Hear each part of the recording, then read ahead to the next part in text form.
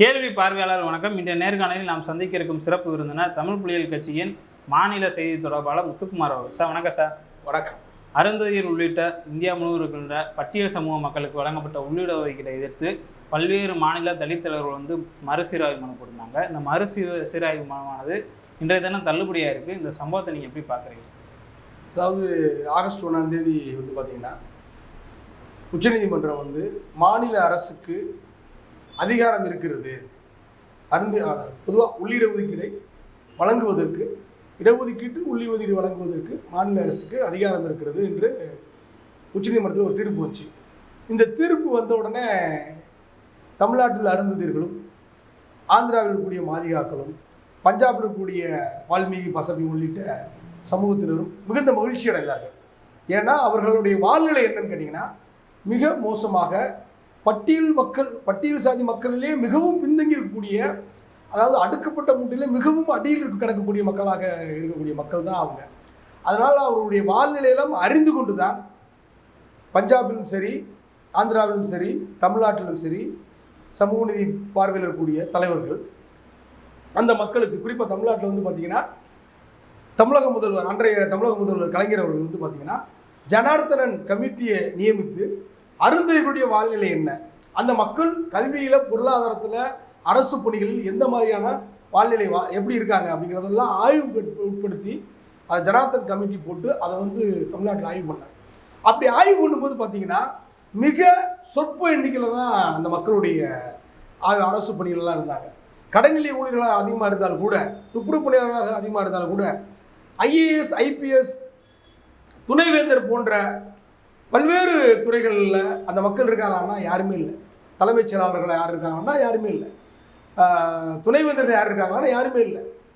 ஒரு 2009 காலகட்டங்களில் ஐஏஎஸ் எத்தனை பேர் இருக்காங்கன்னு கணக்கெடுக்கும் போது 32 ஐஏஎஸ் பட்டியல் சாதியில் இருக்கும்போது வெறும் 2 பேர் தான் அருந்ததியர்கள் இருக்காங்க அப்படிங்கிறதெல்லாம் கணக்கு பதிவு செய்யப்பட்டது.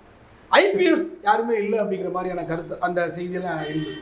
இப்படி மிகவும் பின்தங்கி இந்த மக்கள் இருக்காங்க அப்படிங்கிற நிலையை ஜனார்த்தன் கமிட்டி மூலமாக பல்வேறு அருந்ததியர்களுடைய போராட்டம், மார்க்சிஸ்ட் கம்யூனிஸ்ட் கட்சியுடைய போராட்டம் அதெல்லாம் அவருடைய கவனத்துக்கு போனால் கூட ஜனார்த்தன் கமிட்டி சொன்ன அந்த அறிக்கையின்படி, இன்னும் சொல்லப்போனால் தாயுள்ளத்தோடு, ஏன்னா எந்த குழந்தை மிக பலவீனமாக இருக்கோ அந்த குழந்தைக்கு ஏதாவது கூடுதலான ஊட்டச்சத்தை கொடுத்து அந்த குழந்தையை வளர்க்கணும் நினைக்கிறது ஒரு தாயோடைய பண்பு.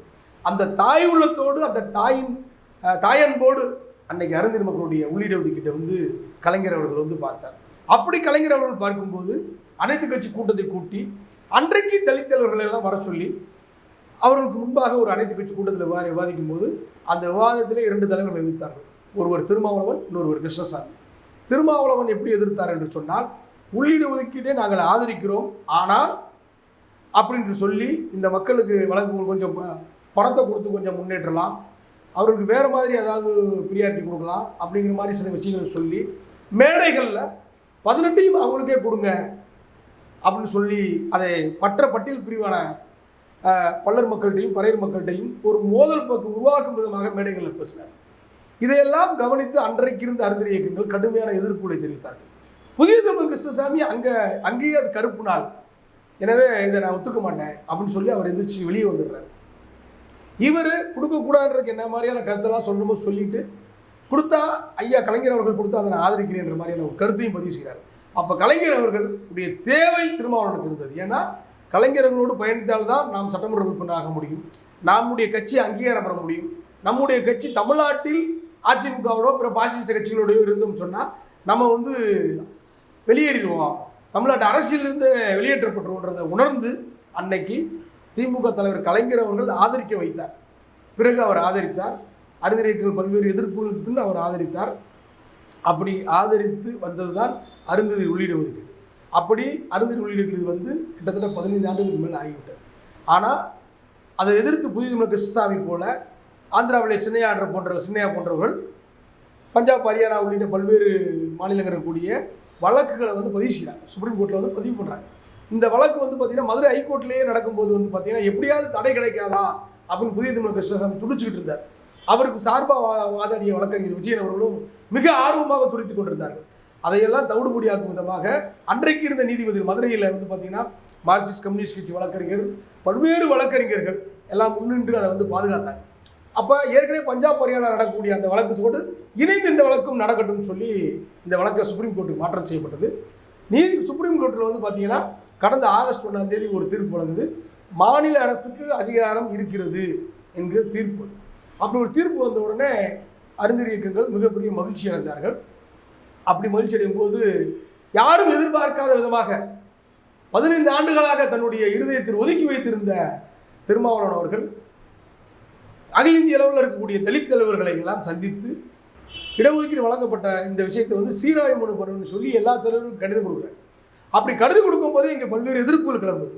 அப்போது அவர் என்ன சொல்கிறாருன்னா, நாங்கள் அறிஞர் உள்ளிட்டவர்களுக்கு எதிர்க்கவில்லை, கிரிமிலேயரைத்தான் எதிர்க்கிறோம், மாநில அரசுக்கு அதிகாரம் வழங்கக்கூடாது என்பதை தான் எதிர்க்கிறோம் என்று அவர் ஊடகங்களிலே சொல்லி குறைந்த அளவுக்கு அமைதிப்படுத்த முயற்சித்தார். ஆனால் அவர் அமைதிப்படுத்த முயற்சிக்கிற அந்த சூழலிலே வந்து பார்த்தீங்கன்னா அவர் உடன் சென்ற ரவிக்குமார் அவர்கள் ஒரு செய்தியை சொல்கிறார். என்ன சொல்கிறாருன்னா, quota within quota is dangerous more then creamy layer. அவர் கிரிமிலேயர் ஆபத்தானதுன்னு சொல்லலை, கிரிமிலேயரை விட ஆபத்தானது உள்ளீடு ஒதுக்கீடுன்னு அவர் பதிவு செய்கிறார். திருமாவளவன் அவர்களும் ரவிக்குமார் அவர்களும் இணைந்துதான் எல்லா இடத்துலையும் போய் அந்த மனுவை கொடுக்குறாங்க. அப்படி மனுவை கொடுத்துட்டு இங்கே வந்து ரவிக்குமார் அவர் ட்விட்டரில் என்ன பண்ணுறாருன்னா, உள்ளீடு ஒதுக்கீடு ஆபத்தானதுன்றார். இவர் என்ன சொல்கிறார் ஊடகங்களில், கிரிமிலேயர் எதிர்த்து தான் நாங்கள் கொடுக்குறோம், மாநில அரசுக்கு அதிகாரம் வழங்கக்கூடாது என்று தான் நாங்கள் சொல்கிறோம் அப்படின்றார்.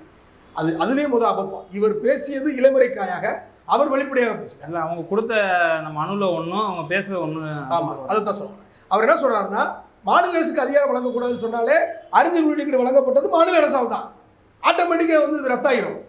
அப்போ மிக மோசமாக அறிஞர் மக்களை விவரமற்றவர்களாக, அறிஞர் தலைவர்களை விவரமற்றவர்களாக, அரசியல் தெரியாதவர்களாக, அவருடைய கட்சியில் இருக்கக்கூடிய சில நபர்களை வைத்துக்கொண்டு அறிஞர் தலைவர்களை இணக்கப்பட்டார். ஆனால் அப்படி அல்ல. இங்குள்ள மக்கள் மிக தெளிவாக, மிக அரசியல் புரிதலோடு திருமாவளவன் செய்வது அரசியல் நாடகம், ரவிக்குமார் செய்வது அரசியல் நாடகம், ரவிக்குமார் வெளிப்படையாகவும் திருமாவளவன் அவர்கள் இளைமுறைக்காகவும் பேசுகிறார்கள் என்று சொல்லி மிகப்பெரிய ஒரு அவர்களுக்கு எதிரான தொடர்ச்சியான ஆர்ப்பாட்டங்கள், கருத்தரங்குகள், கூட்டங்கள், மாநாடுகள் தொடர்ந்து நடந்தது. தமிழ் புலிகள் சார்பில் கூட சமீபத்தில் கோவையில் மாநாடு நடந்தது. பல்வேறு அமைப்புகள் வந்து ஆர்ப்பாட்டம் நடத்தும். இப்போ இந்த ஆர்ப்பாட்டத்துக்கு அப்புறமும் அவர் வந்து இது வரைக்கும் பின்வாங்கலை. ஆனால் உச்சநீதிமன்றம் அவருக்கு மட்டுமல்ல, ஆதிக்க தலித்துகளுக்கு, ஆதிக்க சிந்தனை கொண்டவர்களுக்கு, ஆதிக்கம் செய்பவர்கள் பிற்படுத்தப்பட்டவர்களாக இருக்கின்ற அவசியம் இல்லை, தலித்துகளே சில ஆதிக்கம் செய்வாங்க. இப்போ தலித்துகள் எல்லாமே ஒன்று தான், அதில் வந்து ஆதிக்கம் அதுதான் சொல்ல வரேன். இப்போ இடஒதுக்கீடு வழங்கக்கூடாதுன்னு சொல்கிறதே ஒரு ஆதிக்கம் தான், ஒரு ஆதிக்க மனநிலை தான். அந்த ஆதிக்க தலித்துகளுக்கு உச்சநீதிமன்றம் இன்றைக்கு ஒரு கொட்டு வைத்திருக்கிறது. உள்ளீடு வழங்கியது நியாயம்தான், அது வழங்கப்பட்டதில் எந்த தப்பு இல்லை, மாநில அரசுக்கு அதிகாரம் இருக்கிறது, அது மாற்றமில்லை என்று ஆணித்தரமாக இன்றைக்கு அந்த செய்தி பதிவு செய்யப்பட்டிருக்கிறது. இன்றைக்கு திருமாவளவனுடைய முகத்தில் கரி பூசப்பட்டுள்ளது. மிகப்பெரிய அவமானத்தை சந்தித்திருக்கிறார். உச்சநீதிமன்றத்தில் தேவையில்லாமல் அவருக்கு இருந்த நற்பெயரை கெடுக்கும் விதமாக இந்த மக்களுக்கு எதிராக பெரும்பான்மை மக்கள் இன்றைக்கும் விடுதலை சிறுத்தைகள் கட்சியில் இருக்கிறார்கள்.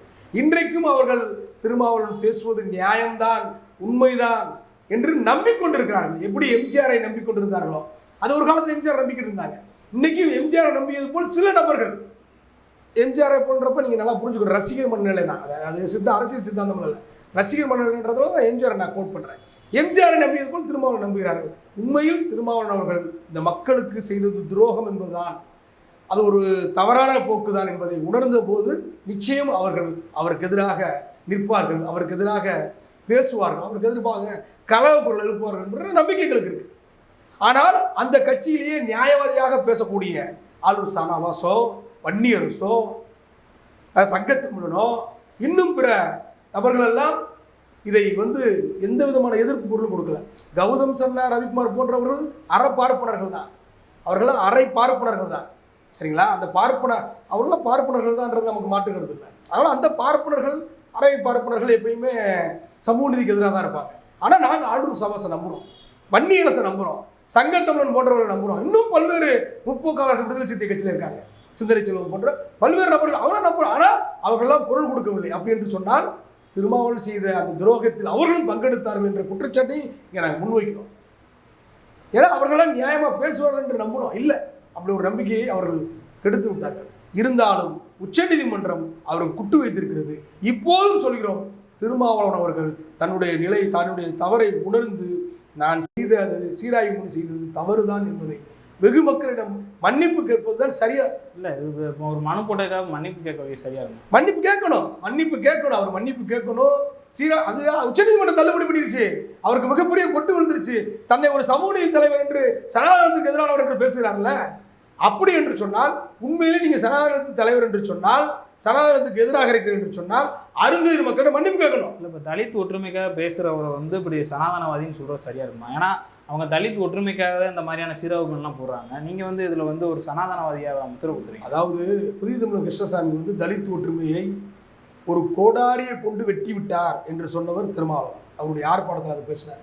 இப்போது பறையர் சமூகத்திற்கும் சக்கிலிய சமூகத்துக்கும் ஒரு இணக்கம் இருந்தது.